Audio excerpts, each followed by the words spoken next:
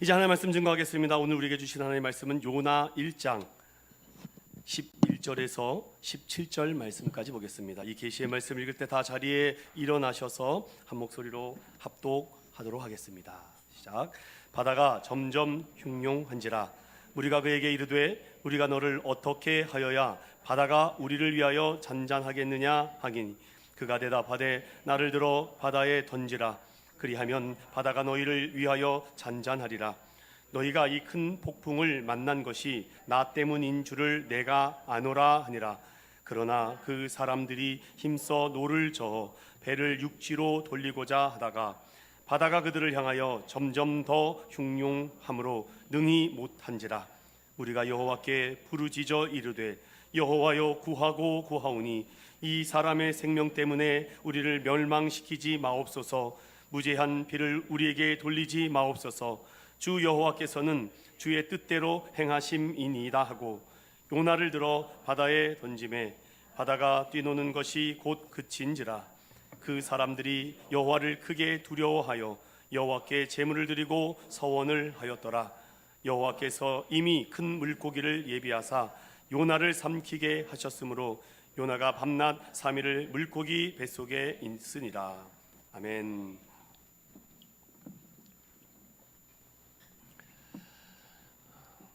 제목을 따라해 보겠습니다. 하나님은 우리의 불순종도 사용하신다.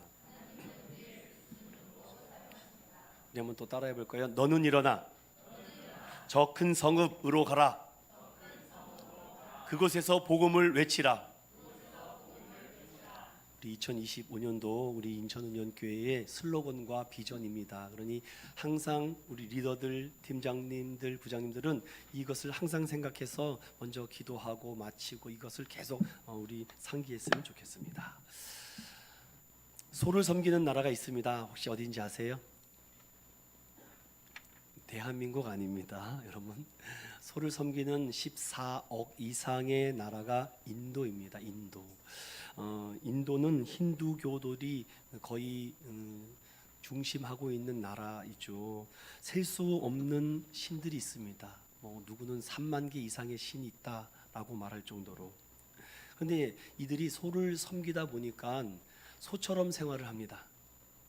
소처럼 길에서 잡니다. 방뇨도 합니다. 부끄럽다라고 생각하지 않습니다. 자기들이 섬기는 소가 그렇게 하기 때문에 소가 인간을 부러워한 것이 아니라 인간이 소 흉내를 내는 나라가 인도죠. 코로나 시대에 충격적인 일이 있었습니다. 소 분뇨를 몸에 바르면 코로나가 떨어진다고 해서 소똥을 막 발랐던 그 영상이 제가 생각이 나죠. 그런데 우리가 인도에 대해서 조금 더 공부를 해볼 필요가 있습니다. 인도는 모든 사람이 다 힌두 교도들이 아니죠. 15%는 이슬람 교도들입니다. 그런데 이슬람 교도들은요, 소를요 먹습니까 안 먹습니까? 돼지고기를 안 먹고 소를 먹죠. 그런데 세계에서 소 수출국이 1위가 인도입니다. 제가 자료를 찾아보니까 무려 200만 톤 이상의 소를 수출하는 나라가 인도입니다. 그런데 이 소를 수출하는데 그 사람들이 누구냐 보니까 인도 힌두교들이 아니라 인도에 있는 이슬람들이 소를 판다고 합니다. 참 되게 아이러니하죠. 모순이 있습니다. 그런데 이 소들 중에서도요, 아무 소나 섬기는 것이 아니라 흑소가 있습니다. 흑소를 섬기는데 그 중에서도 흰 암소를 신으로 섬기는 거예요. 그래서 흰소를 만나면 숭배하고 거기 절하고 그 아주 굉장히 귀하게 섬기는 나라가 인도라고 하는데, 반대로 물소는 소 취급을 못 받고 도축되어서 고기로 판매된다고 해요. 인도의 성우 사상이 이렇게 있는 나라가 굉장히 무섭죠. 어떤 한 학자는 인도를 여행하고 나서 이런 얘기를 합니다.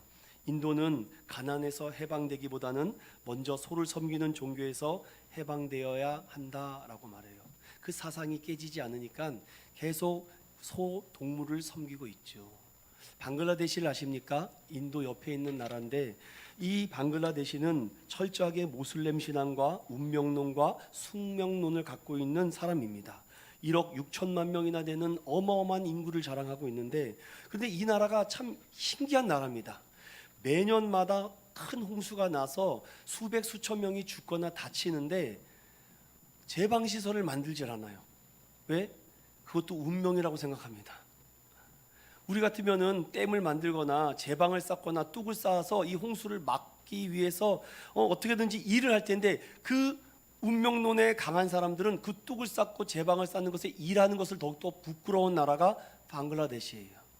제가 방글라데시 사람들과 3년과 같이 일을 하면서 그들의 모슬렘 신앙이 정말 철저합니다. 라마다 기간에 한 달 동안 정말 밥도 안 먹더라고요. 얼마나 하루에 5번씩 일하다가 갑자기 어디 갑니다. 그러면 돗자리를 펴놓고 거기다가 메카를 향해서 절을 합니다.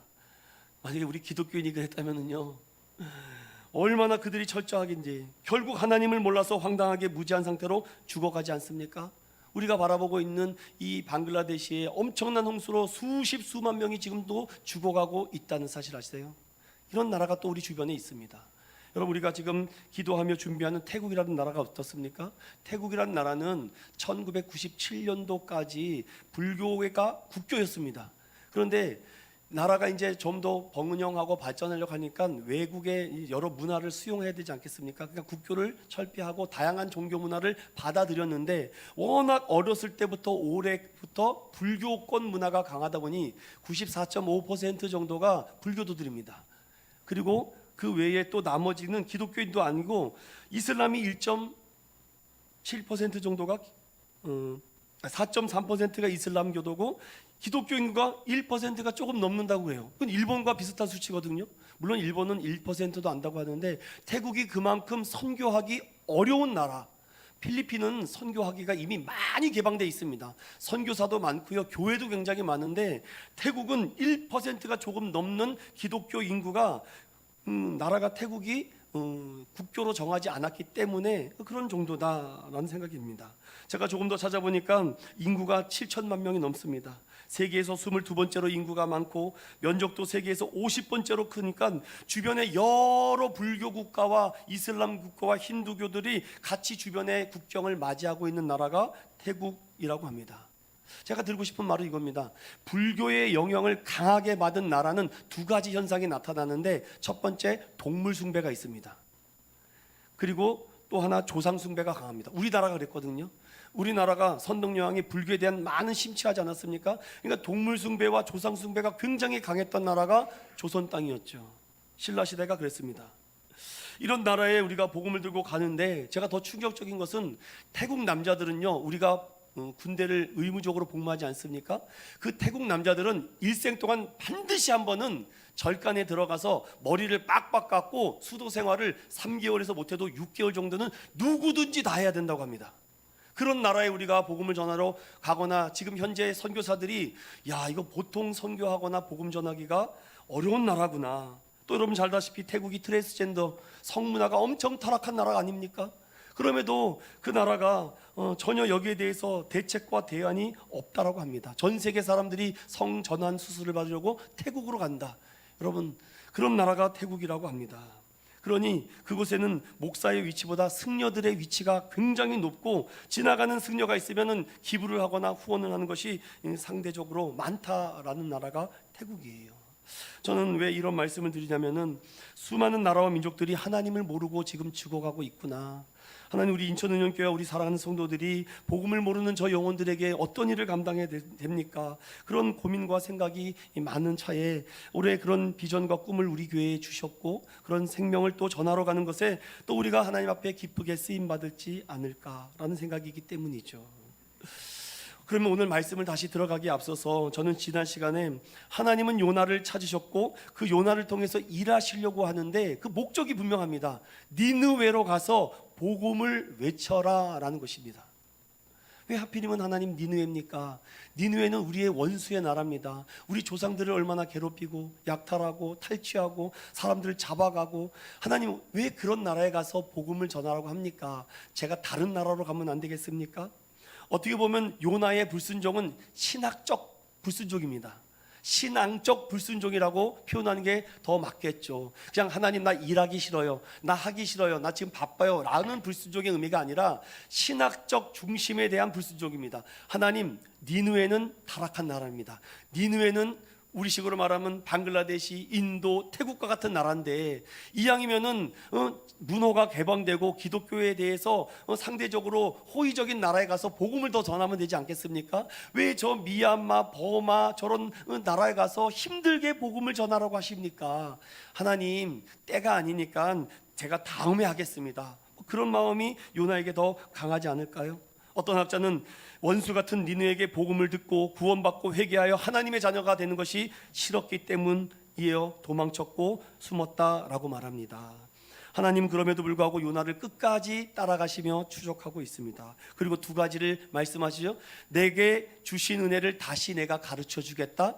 그리고 은혜 아니면 내가 살 수 없다는 것을 내가 알려주겠다. 그래도 말을 듣지 않으니까 하나님이 두 가지의 큰 역사를 베풀지 않습니까? 첫 번째, 폭풍을 보내시고 큰 바람을 보내셔서 그 요나의 신앙의 실체를 마주하게 합니다. 폭풍을 통해서 하나님이 말씀합니다. 그래도 요나가 깨닫지 못하고 잠을 자니까 선장의 입을 통해서 그에게 자는 자여 어찌 하며 이제 일어나 좀 기도 좀 해라 라고 하나님의 책망의 소리가 요나에게 들리니 결국 내 안에 하나님보다 더 큰 우상을 마주하게 하시며 요나가 숨기고 솔직하지 못했던 것을 이방 사람 그 선원들에게 자의반 타의반으로 복음을 전하고 있지 않습니까? 오늘 그 부분을 먼저 살펴보겠습니다. 9절 함께 읽어봅니다. 시작. 그가 대답하되 나는 히브리 사람이요 바다와 육지를 지으신 하늘의 하나님 여호와를 경외하는 자로라 하고. 여러분, 이 요나가 이 말을 듣는 순간 그들이 자신들이 믿고 있고 알고 있던 신, 인도로 따지면 소를 섬기고 방글라데시를 따지면 운명론에 살고 있고 태국을 따지면 불교 부처를 믿고 있으며 그런 나라에 가서 아무리 부르짖어도 이 광풍과 바람이 잠잠하지 않았는데 오늘 요나가 와서 나는 히브리 사람입니다. 바다와 육지를 지으신 창조주 하늘의 하나님 나는 여호와를 경외하는 사람입니다 라고 복음이 첫 번째로 이방인들에게 전해집니다. 순종해서 복음을 전한 것이 아니라 불순종한 가운데서 요나의 상황을 엄청 어렵게 만든 상황 속에 전도하는 설교를 지금 하고 있는 거 보십시오. 그러니 사망의 그늘에 앉아서 있는 사람들은 모르기 때문에 죽어가는 것이고 듣지 못해서 죽어가는 것이기 때문에 그런 사람들에게 가서 누가 가서 전할까? 저와 여러분이 미약하지만 그 복음을 오늘 요나와 같이 불순종한 가운데서도 전할 때 하나님의 능력과 기적이 나타날 줄로 믿습니다. 그래서 우리에게는 이 두 가지가 필요해요. 항상 바람과 폭풍을 주심으로 내 신앙의 실체를 내 신앙이 이랬었구나, 내 믿음이 이랬었구나, 하나님에 대한 사랑에 대한 이 농도가 이 정도밖에 안 됐구나, 내 안에 하나님보다 더 큰 우상이 있었구나, 내 새끼, 내 자녀, 내 가정, 내 직장, 내 앞길, 내 비전, 내 꿈 이것이 더 많다 보니 하나님이 그 내 안에 들어올 수가 없었죠. 성경은 우리에게 말합니다. 얼마나 더 깨져가야 합니까? 얼마나 더 부서져 가야 됩니까? 얼마나 더 망가져 가야 됩니까? 얼마나 더 고장나야지 됩니까? 라고 말씀하는 바람이 들리십니까? 말씀하는 광풍이 들리십니까? 진작에 요나가 고백을 해야 되는데 전혀 모르는 사람들에게 오늘 복음을 전하는 이 모습을 보십시오. 나는 여호와를 두려워하는 사람입니다. 처음 복음을 듣고 그들은 처음부터 믿은 것은 아닙니다. 왜냐? 자신들이 알고 있는 수많은 신들 중에 요나라는 사람이 믿고 있는 한 신이라고 생각했을 뿐이죠. 그러니 10절 다시 보면은 여호와의 얼굴을 피함인 줄을 알고 그들에게 무리가 심히 두려워하여 내가 어찌하여 그렇게 했느냐. 처음으로 지금 질문이 시작됩니다. 요나의 얘기를 듣는 순간 처음 이런 메시지를 듣거든요. 하나님은 누구지? 히브리? 경외? 천지를 창조했다고? 내가 믿는 신은 그런 거 말한 적이 없는데, 내가 믿는 신은 아닌데, 처음 듣는 얘기네? 아마 그런 사람도 있을 것이고, 내가 어디서 들은 것 같은데 믿을 수가 없다라고 어떤 우상 중에 하나라고 생각했을까요? 그런데 상황은 이제 11절로 바뀌게 되면서 첫 번째 우리에게 던져주는 메시지가 이겁니다. 말씀에 충돌하는가? 말씀에 순종하는가? 11절 다 같이 읽어봅니다. 시작.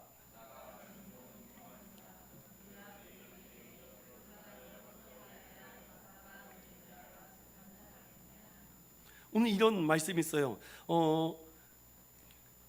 여기에 기록되어 있지 않는 말씀이 있는데 다시 상황을 보겠습니다. 선장이 와서 저 배 밑에 있는 그 요나를 보고 깨웁니다. 자는 자여 어찌며 너의 신께 기도해봐라 라고 하지 않습니까? 그런데 그 사이에 와서 요나가 기도했다는 얘기가 없어요.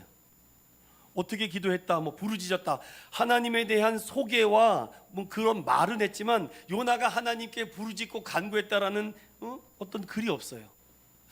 요나가 지금 이 말씀에 충돌합니까? 아니면 이 말씀에 순종하려고 하는 겁니까? 이런 관점으로 다시 11절을 보면 바다가 점점 흉용한지라 무리가 그에게 이르되, 선원들이 물어보죠. 우리가 너를 어떻게 하여, 질문이 갑자기 바뀝니다. 자, 너 왜 이렇게 했느냐라고 다그치며 굉장히 꼭 혼내듯이 말을 하는데 바다가 잠잠해질 생각을 안 합니다. 그러니까 아마 요 사이에, 요 시점에 아마 서로의 신들을 계속 찾고 부르지 않았을까. 그럼 요나도 아마 기도를 했는지 안 했는지 모르겠지만, 요나도 아마 묵상 기도를 했는지 침묵 기도를 했는지 모르겠지만 어떤 기도를 한 것 같은데 거기에서 엄청난 충돌이 일어납니다. 충돌이 일어나면서 그들이 아무리 신을 찾고 구해도 이 문제가 해결되지 않으니까 다시 요나를 찾아서 묻습니다. 우리가 너를 어떻게 해야지만 이 바다가 잠잠해지겠는가? 질문이 갑자기 바뀌어요. 사랑 믿음의 성도 여러분, 말씀에 충돌하는가 말씀에 순종하는가 따라서 우리의 질문이 달라져요. 충돌하면은 너 왜 계속 이렇게 했어? 너 왜 이렇게 한 거야? 그렇게 하지 말라 그랬잖아. 자꾸 이렇게 공격적인 질문이 나가는데 말씀에 순종하는 순간 우리가 어떻게 해야 합니까? 우리가 어떻게 해야 됩니까? 우리 교회 어떻게 해야 됩니까? 우리 가정 어떻게 해야 됩니까? 내 비전과 취업을 하나님 어떻게 해야 됩니까? 라고 바뀌지 않으셨나요? 아직 바뀌지 않았다면은 계속 충돌하고 있습니다.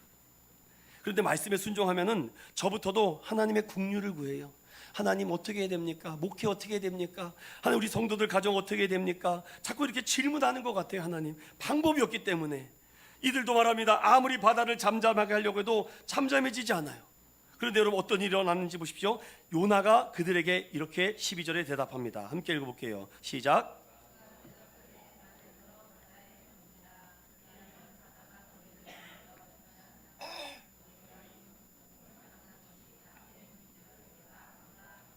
자, 그 질문에 7가지 질문들 선언이 하지 않습니까? 그때는 나는 히브리 사람이요 하늘과 땅을 지으신 천지 하나님을 내가 두려워하는 사람입니다 라고 이렇게 복음 전도를 하니까 그 복음이 쪽복음이고 아주 짧은 복음이었는데도 그들에게 생각하게 되고 들어간 것 같아요. 그러지 않고는 이렇게 고백할 수 없거든요. 우리가 어떻게 해야 됩니까? 라고 물어보니 요나가 이런 얘기를 합니다. 나를 바다에 던지라는 겁니다. 그리하면 바다가 너희를 위하여 잔잔하겠다. 여기에 굉장히 많은 시각적인 질문이 들어갑니다. 하나님이 이렇게 하라고 시켰나?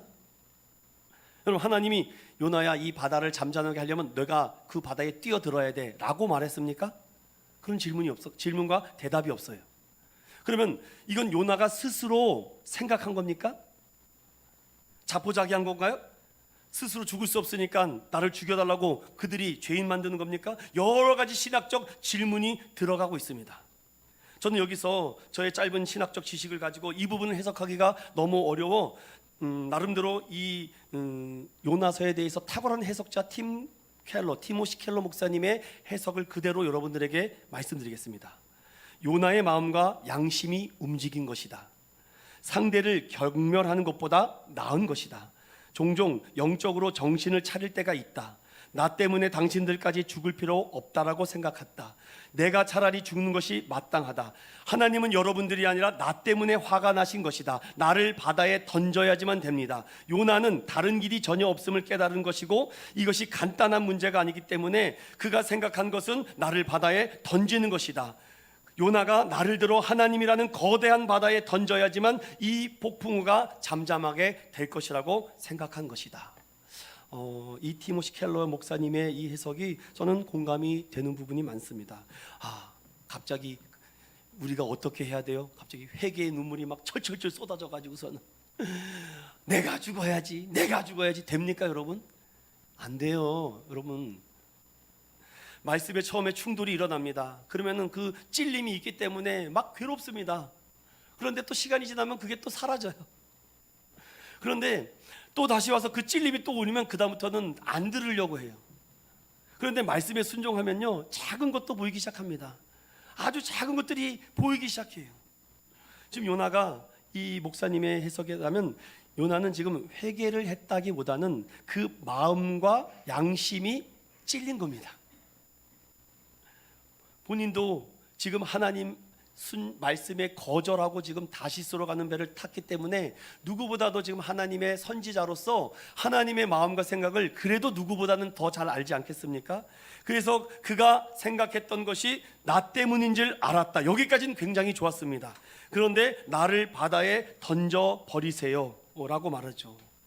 이것을 여러분, 이 티모시 켈러 목사님은요 조금 더 확장해서 예수님께서 요나보다 더 큰 이가 오겠다라는 말씀으로 이 부분을 조금 더 해석하는데 뒷부분에 그 부분은 나누겠습니다. 결국 이 말씀은 희생을 통해서 사랑하는 사람을 구원하는 것이다 라는 해석이 전반적으로 굉장히 많았습니다. 그러니 요나가 이 말을 듣고 갑자기 회개가 일어나서 내가 죽어야지, 내가 죽어야지, 사람은요 내가 죽어야지 하면서 또 살아납니다. 또 살아나요. 내가 죽었다고 하면서 또 일어납니다. 그러니 하나님께서 오늘 이것은 신학적인 문제이기 때문에 회개라기보다는 자포자기나 자살하겠다라는 의미가 아니라 이 대속적인 희생이 얼마나 크고 값진 것을 요나의 기적과 요나의 삶을 통해서 우리에게 던져주는 첫 번째 메시지가 아닐까? 교회도 그래요. 목사가 정말 100% 죽지 않으면 교회가 살지 않더라고요. 목사가 완전히 엎드리지 않으면 교회가 회복되지 않더라고요. 내가 조금이라도 살아서 다른 복음의 메시지로 이끌고 가면은 결국 교회가 무너지지 않겠습니까?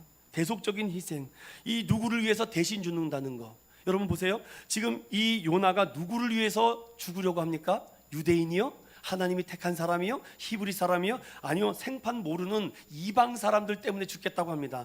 요나는 그런 생각을 가진 적이 없습니다. 그게 싫어서 지금 니느웨로 안 가고 다시스로 갔는데 그 현장 가운데 하나님을 모르는 사람 때문에 그 사람들을 살리기 위해서 내가 바다에 떨어져 죽겠다고요? 여러분 그럴 수 있습니까? 우리 믿음의 성도들을 위해서는 목사가 희생할 수 있는데 내가 생판 모르는 사람들 위해서 내가 희생하고 헌신할 수 있을까요? 이거 보통 어려운 문제가 아닙니다. 내 가족을 위해서, 내 부모와 사랑하는 친척들을 위해서는 헌신하고 희생할 수 있죠. 또 내가 사랑하는 공동체 안에서는 희생하고 헌신할 수 있는데 한 번도 만나지 못한 저 세상 사람들 위해서 우리 교회가 희생하고 여러분이 희생할 수 있겠는가? 이 질문을 지금 던지고 있습니다. 그들은요 아무것도 모릅니다. 엄청난 재정을 투자해야 될지도 몰라요. 엄청난 시간을 그들에게 쏟아부어야 될지도 모릅니다. 엄청난 힘과 에너지를 그들에게 부어줘도 한 명, 두 명 구원받을까 말까 한다면 여러분 그걸 하시겠습니까? 이게 선교예요. 이게 복음 전하는 겁니다. 수천 명이 있어도 하나님의 은혜를 받고 거듭나고 중생하고 회심한 사람이 한 명이 있다면 여러분 정말 막대한 수천 수억만 원을 투자하시겠습니까? 아니면 잘 믿고 있는 사람들한테 가서 더 많이 하겠습니까? 선교요 아무나 하는 게 아닙니다. 그냥 계속 충돌이 되거든요. 계속 충돌이 되기 때문에 그렇습니다. 내가 저 하나님도 모르는 사람 때문에 내가 왜 죽어야 됩니까? 내가 하나님도 모르는 사람 때문에 내가 왜 희생을 해야 됩니까? 저 하나님의 하자도 모르는 저 사람에게 내가 왜 돈을 써야 됩니까? 그런데 오늘 이 요나에게는요 마음의 양심이 울리기 시작합니다. 내가 하나님 앞에 불순종했구나. 아마 그 양심에 찔림이 있었던 것 같습니다. 지금까지 여기 1장에 보면은 지금까지 하나님 앞에서 얼마나 요나가 자기 멋대로 결정하고 판단했습니까? 그 모든 결과를 본인이 스스로 결정하고 바꾸면서 그 인생을 다르게 살고 싶었지 않았습니까? 하나님께 맡깁니다. 하나님 아시지요? 라고 말하면서도 자기가 나서야 될 것 같고 자기가 하지 않으면 안 될 것 같고 자기가 이 상황을 움직이지 않으면 안 될 것 같고 결과적으로 결과를 하나님께 맡긴다라고 했지만 결과를 내가 컨트롤하고 있지 않았을까요? 결과를 다 본인들이 만들고 있습니다. 머리들이 좋아서 그래요. 그런데 결과가 계속 꼬여간다면은 분명히 내가 예측하고 예상한 대로 이렇게 돼야 되는데 내가 판단하고 내 비상한 머리를 가지고 이렇게 돼야 되는데 그 예측대로 결과가 되지 않을 때 여러분이 뛰어들겠습니까? 그 말씀에 순종하여 내가 더 죽어야 되겠다라는 생각이 드십니까? 요나가 사명으로부터 도망한 자신의 삶을 후회하고 실망으로 하나님을 없이 여겼기 때문에 오직 죽음으로 밖에 이것을 대신할 수 없다라고 요나가 생각했을까요? 그런데 여기서 놀라운 사실은요 13절입니다. 13절을 다 같이 읽어봅니다. 시작. 그러나 그 사람들이 힘써 노를 저어 배를 육지로 돌리고자 하다가 바다가 그들을 향하여 점점 더 흉흉함으로 능히 못한지라. 아멘. 사람이 한번 실수도 할 수 있고 잘못할 수도 있는 거지. 그럴 수도 있지. 내가 보니까 우리가 더 많이 죄를 지면 졌지 당신은 별로 그렇게 죄를 지을 만한 사람은 아닌 것 같아. 죄를 짓고 잘못을 우리가 더 많이 했다. 그러니 제발 죽여달라고 하지 마십시오. 바다에 던져달라고 하지 마십시오. 아니, 상황이 되게 묘하게 바뀝니다. 나를 바다에 던져달라고 한 사람들은 오히려 나를 살리려고 해요. 나를 건져주려고 합니다. 나를 언제 봤다고? 저는 이것을 이렇게 묵상하게 됐습니다. 하나님은 우리의 불순종도 사용하신다. 그렇다면 13절에 접속사 그러나로 시작합니다. 왜냐? 그러나라는 것은 요나가 나를 바다에 던져야지만 이 바다가 잠잠해집니다. 내가 하나님 앞에 불순종해서 그렇습니다. 그러니 빨리 나를 바다에 던져야지 여러분들이 삽니다 라고 아마 이렇게 항변했을까요? 그런데 그 사람들은 그럴 수 없습니다. 내가 어떻게 당신의 생명을 우리가 뺏을 수 있겠습니까? 하며 어떻게든지 이 풍랑을 벗어나려고 다시 인생의 노를 적어가는 걸 보십시오. 전 여기서 참 놀랐습니다. 그럼에도 풍랑은 멈춰지지 않고, 이 풍랑은 지금 하나님이 일으키신 풍랑인데 사람의 생각과 하나님의 생각이 다름에도 불구하고 하나님을 모르는 사람이 요나를 지금 구원해주고 있는 모습, 그런 경험 있습니까? 나는 예수 잘 믿고 교회 다녀서 직분까지 받았는데 정말 불신자봐도 못한 생각, 불신자봐도 못한 마음, 불신자봐도 못한 행동을 할 때가 있을 때 얼마나 창피합니까? 야, 교회 다닌 사람보다 낫네 당신이. 교회 다닌 사람보다 당신의 생각과 마음과 이 비전이 더 낫네. 이런 고백을 할 때가 있으셨습니까? 우리가 얼마나 하나님 앞에 이렇게 불순종하는지 모릅니다. 그럼에도 하나님은요, 오히려 요나를 구원하겠다고, 요나를 살리겠다고 애쓰며 노력하는 이 선원들의 모습을 보십시오. 저는 이 말씀을 함께 나누고 싶습니다. 이사야 55장 6절과 8절입니다. 함께 읽어보겠습니다. 시작.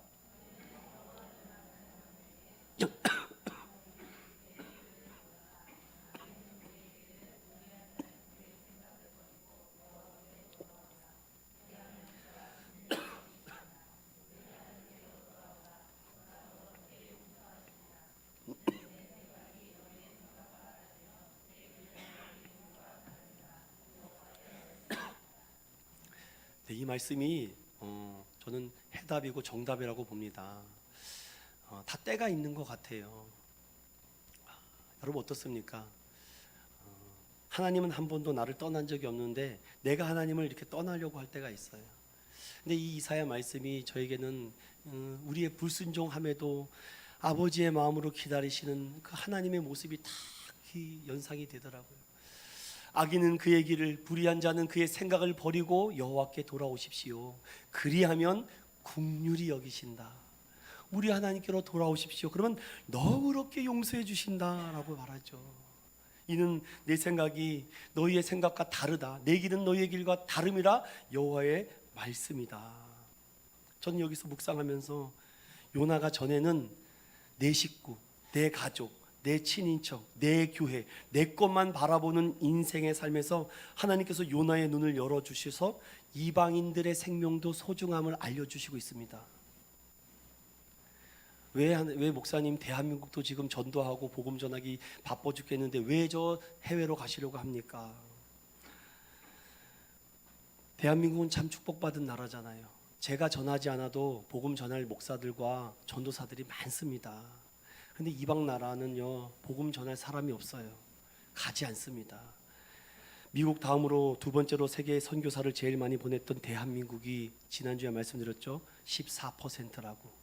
아무것도 안 하는 원불교는 18%인데 죽어라 외치고 복음을 외치고 부흥회도 하고 저기 나가서 그렇게 깃발을 흔들고 있어도 14%. 여러분, 이게 말이 됩니까? 뭐가 잘못됐습니까? 그들의 열심과 열정이 부족합니까? 왜 가만히 있는 저 불교, 천주교, 원불교만도 못한 기독교가 되었을까요? 이방인들의 소중함을 모르고 내 것만 알았기 때문에 그러지 않았습니까? 요나도 그랬어요. 니느웨 상관없고 관심 없습니다. 저는 유대민족이 더 중요합니다. 물론 그 정신과 생각은 좋지만 하나님의 마음과 생각을 잃지 못하니 하나님의 꿈과 마음은 더 넓은 열방과 세계를 꿈꾸고 있는데 좁은 땅덩어리 안에서 요것만 바라보고 있는 그 요나를 보니 좌우를 불변하지 못한 12만의 저 어린애들도 있는데 너희가 가야 되지 않겠느냐? 그런 눈에서 이제 이웃과 이방 나라가 보입니다. 저도 그랬습니다. 저도 대한민국에서 벗어나지 못했던 사람입니다. 그런데 일본 선교를 다녀오고 필리핀 선교를 다녀오고 미국도 다녀오고 인도네시아도 다녀오면서 태국도 바라보면서 아, 하나님의 생각은 내 생각과 너무 다르구나.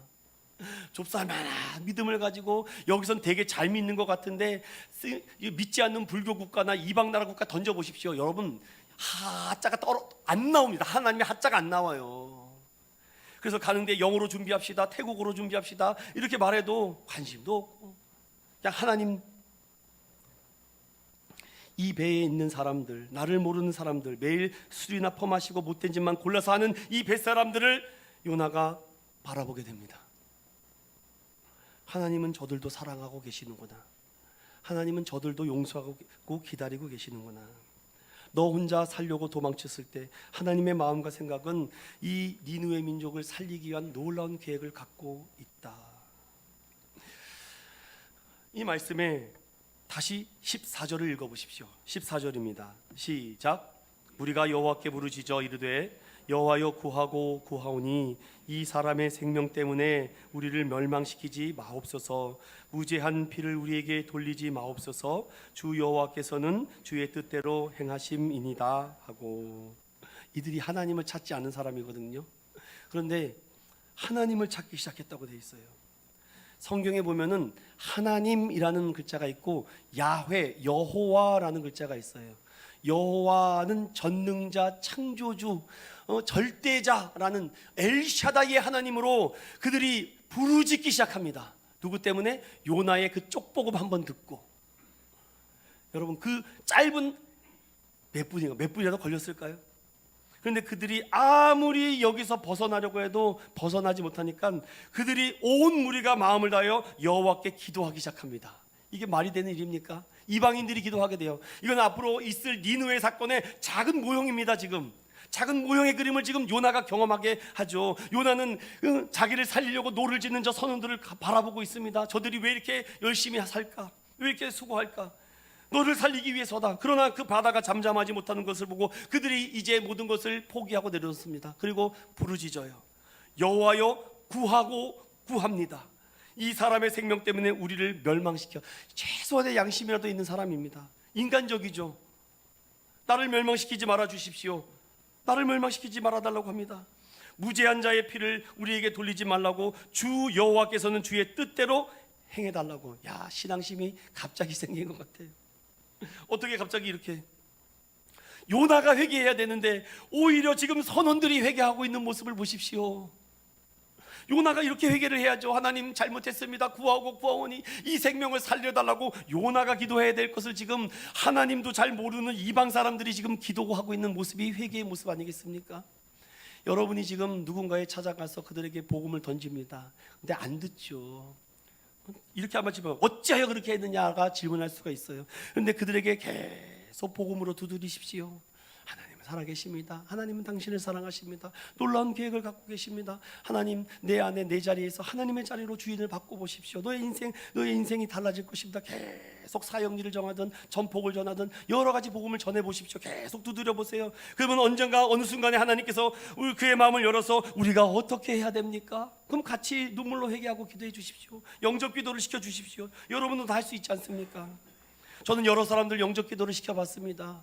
그럼에도 그 영접 기도를 했다고 해서 돌아오는 사람도 있고 돌아오지 않는 사람도 있었습니다. 그러나 결국 돌아보면은요, 오늘 이 14절처럼 이런 간구와 기도가 그 생명 안에서 터져나오지 않으면은 돌이킴이 안 되더라고요. 다시 보십시오. 여호와께서 주의 뜻대로 행하심이니이다. 이거 요나가 해야 될 말이죠. 선지자, 목사가 해야 될 말을 지금 성도가 하고 있으니, 목사가 해야 될 말을 불신자가 하고 있다니 얼마나 충격입니까? 마가복음 10장 45절에는 이렇게 말합니다. 인자가 온 것은 섬김을 받으려 함이 아니라 도리어 섬기려 하고 자기 목숨을 많은 사람의 대속물로 주려 함이다 라고 말하죠. 왜 이렇게 생각을 했을까? 그들이 무리가 여호와께 부르짖으면서 이제 방법이 없구나. 아까 요나가 말했듯이 그를 바다에 던져야지만 이 문제가 해결되는구나. 그들이 인정할 수밖에 없었습니다. 그러니 이제 그를 바다에 던지는데 이러한 일들이 우리에게 화가 미치지 않게 해달라고 하죠. 팀 켈러 목사님은 이 부분에 대해서 여기 이렇게 해석합니다. 요나와 예수님의 차이는 크다. 요나는 자기 죄 때문에 던져졌지만 예수님은 그렇지 않다. 요나는 죽을 뻔했고 물속에 던져졌을 뿐이지만 예수님은 실제로 죽으셨다. 우리의 죄와 형벌의 무게에 누리셨다. 이것이 유사한 부분이 있을 뿐이지 참된 사랑과 대속적 희생의 최고 모범이자 성취자이신 분은 오직 예수 그리스도 외에는 없다. 기가 막힌 해석입니다. 하나님의 은혜와 의미가 경이롭다. 이런 신비로운 역사는 예수 외에는 없었다. 그 복음이 들어간 사람은요 이렇게 회개하게 돼요. 주님 뜻대로 해 주십시오. 15절 보시면 요나를 들어 바다에 던짐에 바다가 뛰노는 것이 곧 멈췄다. 자, 그 전까지는 요나가 했던 모든 말이 합리적인 의심이 들었습니다. 우리가 신을 불렀었는데 신이 대답하지 않으니까 신이 지금 뭔가 문제가 생긴 것 같아요. 근데 요나가 하나님에 대한 복음을 던졌으니 그들에게 복음이 들어갑니다. 그런가? 한번 믿어볼까? 아닌가? 의심이 많습니다. 그리고서는 계속 이 문제를 세상 문제로 해결하려고 하는데 문제가 풀어지지 않아요.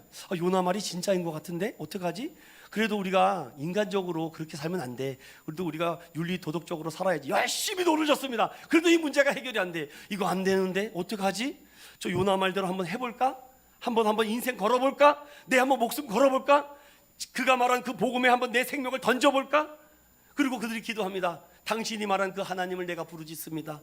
주 여호와여 뜻대로 우리의 죄를 돌리지 마시고 우리 하나님 뜻대로 되기를 원합니다. 지금 그들의 입속에서 삶의 회개와 고백이 터져나니까 그들이 요나를 들어서 던져버립니다. 그런데 정말 놀랍게 하나님은 모든 바다에 뛰노는 것이 멈췄다. 그쳤다. 하나님이 불순종한 요나를 통해서 지금 선원들을 구원해 가신 이 놀라운 능력을 보십시오. 저는 이것을 이렇게 정리해 봤습니다. 하나님에 대한 바른 지식과 경외함으로 변화돼 가고 있는데 16절입니다. 시작. 그 사람들이 여호와를 크게 두려워하여 여호와께 제물을 드리고 서원을 하였더라. 여기 세 가지가 나오죠. 이방 사람들은 하나님을 몰랐습니다. 그런데 하나님에 대한 두려움이 생겼습니다. 이게 가장 놀라운 사실이죠.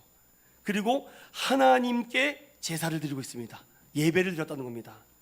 근데 이 두 가지만 해도 놀라워 죽겠는데 뭡니까?